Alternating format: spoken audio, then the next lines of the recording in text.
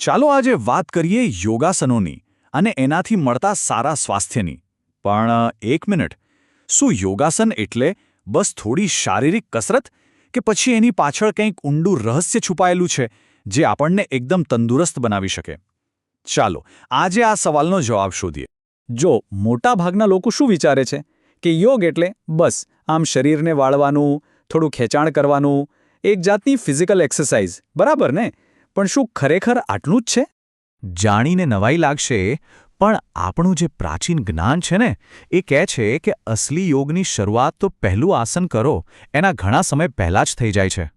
વિચારો, આ એક જ વાક્ય આખી વાતને કેવી રીતે પલટી નાખે છે? તો પછી આસનનો સિવાય બીજું શું છે? વેલ, યોગાસન એ માત્ર પોઝ નથી, એનાથી ઘણું વધારે છે. આ આખી વાત સમજવા માટે આપણે પતંજલિના અષ્ટાંગ યોગને સમજવો પડે. અને શારીરિક મુદ્રાઓ, જેને આપણે આસન કહીએ છીએ, એ તો આખી સિસ્ટમનો માંડ એક નાનકડો ભાગ છે. તો અષ્ટાંગ યોગ છે શું? જુઓ, આ કોઈ જિમનો વર્કઆઉટ પ્લાન નથી. આ તો એક સંપૂર્ણ, હેલ્ધી અને હેપી લાઈફ જીવવા માટેનો 8 સ્ટેપનો રસ્તો છે. એમાં બધું જ આવી જાય: moral code, personal discipline, breathing control, meditation, બધું જ. અને આસન ક્યાં આવે છે ખબર છે? એ તો આ 8 પગથિયામાંથી માત્ર 3જું પગથિયું છે. અને મજાની વાત તો એ છે કે આ વિચાર કંઈ ખાલી ભારતમાં જ નહોતો. સેંકડો વર્ષો પહેલાં રોમન ફિલોસોફર માર્કસ ટુલિયસ સિસેરો એ પણ કહ્યું હતું કે કસરત જ છે જે મનને જીવંત રાખે છે અને એને મજબૂત બનાવે છે. આના પરથી ખબર પડે કે શરીર અને મનને જોડવાની વાત કેટલી જૂની અને યુનિવર્સલ છે. સારું, તો હવે આપણે સાચા પાયાની વાત કરીએ. સીધા 3જા પગથિયે એટલે કે આસન પર તો ના જ કૂદી પડાય, બરાબર ને? પહેલા 2 સ્ટેપ્સ તો ક્લિયર કરવા જ પડે. એકદમ સિમ્પલ છે. જેમ મકાન બનાવતા પહેલા પાયો મજબૂત બનાવવો પડે, બસ એ જ રીતે યોગનો પણ એક મજબૂત પાયો છે. અને આ પાયાનું પહેલું પગથિયું છે યમ. હવે યમ એટલે કોઈ ડરાવણા નિયમોની લિસ્ટ નથી. ના, આ તો બસ સમાજ સાથે, બીજા લોકો સાથે કેવી રીતે હળીમળીને રહેવું એની એક સમજ છે. એક પ્રકારની સોશિયલ અને એથિકલ ડિસિપ્લિન. અને આના વગર આગળ વધવું મુશ્કેલ છે. આ પાયામાં મુખ્ય 5 વસ્તુઓ છે: હંમેશા સાચું બોલવું, કોઈને નુકસાન ન પહોંચાડવું, સેલ્ફ કંટ્રોલ રાખવો, ચોરી ન કરવી અને બિનજરૂરી વસ્તુઓનો સંગ્રહ ન કરવો. અને સ્ત્રોત એકદમ સ્પષ્ટ કહે છે કે જો આ 5 વસ્તુઓ જીવનમાં ન હોય તો ગમે તેટલા આસન કરી લો, એ પાયા વગરના મકાન જેવું જ છે. ફાયદો થશે, પણ જે સંપૂર્ણ લાભ મળવો જોઈએ એ નહીં મળે. ઓકે, તો યમ હતું બીજાઓ સાથે કેવી રીતે વર્તવું એ. હવે બીજું પગથિયું છે નિયમ, જે આપણને શીખવે છે કે પોતાની જાત સાથે કેવી રીતે વર્તવું. જેમ કે સ્વચ્છતા રાખવી, સંતોષી રહેવું, સેલ્ફ સ્ટડી કરવી. આ બધી પર્સનલ ડિસિપ્લિનની વાતો છે.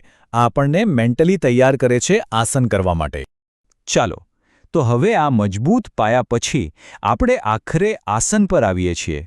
તો આસન કરવાનો અસલી હેતુ શું છે? શું એ ખાલી બોડી બનાવવા માટે છે? સારા દેખાવા માટે છે? અહીંયા જ યોગ અને મોડર્ન બોડી બિલ્ડિંગ વચ્ચેનો મોટો તફાવત આવે છે. જરા આ સરખામણી જુઓ. બોડી બિલ્ડિંગનો ગોલ શું? શોર્ટ ટર્મમાં મસલ્સ બનાવવા. ફોકસ ક્યાં? બહારના દેખાવ પર. જ્યારે યોગાસનનું લક્ષ્ય છે લાંબા ગાળાનું સારું સ્વાસ્થ્ય. એનું ફોકસ શરીરના અંદરના અંગો અને એનર્જી સેન્ટર્સ પર હોય છે. એટલે એકનો હેતુ છે બહારનો દેખાવ અને બીજાનો હેતુ છે અંદરથી આવતું સ્વાસ્થ્ય. ઘણો મોટો ફરક છે નહીં? આ જે પ્રજ્ઞાયોગના આસનોનો ક્રમ છે એને જુઓ. આ ખાલી સ્ટ્રેચિંગ નથી. દરેક પોઝ, દરેક મુદ્રા પાછળ એક કારણ છે. એ શરીરને મજબૂત તો બનાવે જ છે, પણ સાથે સાથે આપણી અંદર જે સૂક્ષ્મ એનર્જી સેન્ટર્સ છે એને પણ એક્ટિવ કરે છે. આ એક પ્રકારનો ફિઝિકલ અને એનર્જેટિક ફ્લો છે. સારું, તો આ બધી થિયરી તો સમજાઈ ગઈ, પણ હવે પ્રેક્ટિકલ વાત. આ આસનોને રોજની લાઈફમાં કેવી રીતે સામેલ કરવા? એના માટે પણ કેટલાક બહુ જ સિમ્પલ પણ ખૂબ જ જરૂરી નિયમો છે. ચાલો એના પર એક નજર કરીએ. પહેલી વાત, સમય અને તૈયારી. સૌથી સારો સમય કયો? સૂરજ ઉગે એ પહેલાંનો. અને હંમેશા યાદ રાખવાનું, ખાલી પેટે. જો જમ્યા હો તો ઓછામાં ઓછા 3 કલાક પછી.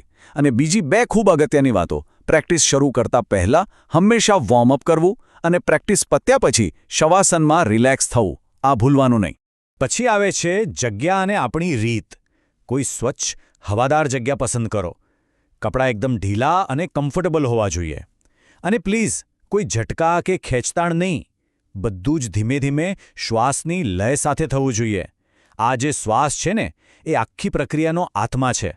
આ નિયમો ખાલી શારીરિક નથી પણ આપણી પ્રેક્ટિસ પ્રત્યેની ગંભીરતા પણ બતાવે છે.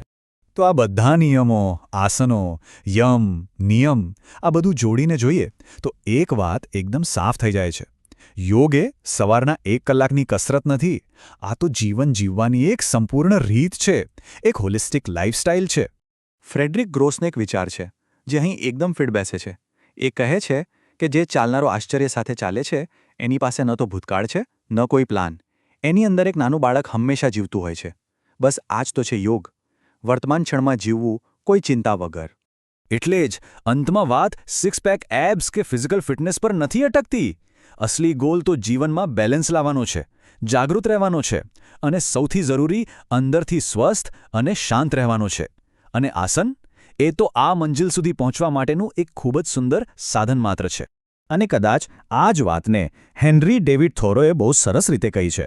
એ કહે છે કે જેને જીનિયસ કહેવાય છે એ બીજું કંઈ નથી પણ જીવન અને સ્વાસ્થ્યનો ભંડાર છે. બસ આ જ તો યોગનો પણ હેતુ છે, એક ભરપૂર જીવંત જીવન.